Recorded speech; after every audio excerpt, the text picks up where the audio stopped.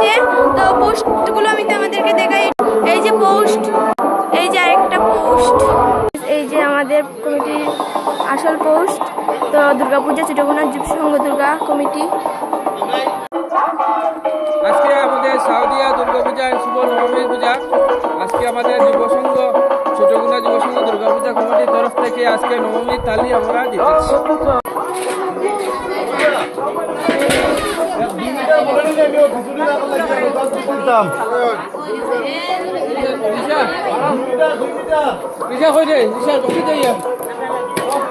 দুর্গা মূর্তি, এই যে গাইস কতজন লোকজন আছে। তো আজকের মতো টাটা গাইস, আর একটা ছাড়বো মিনি ব্লগ।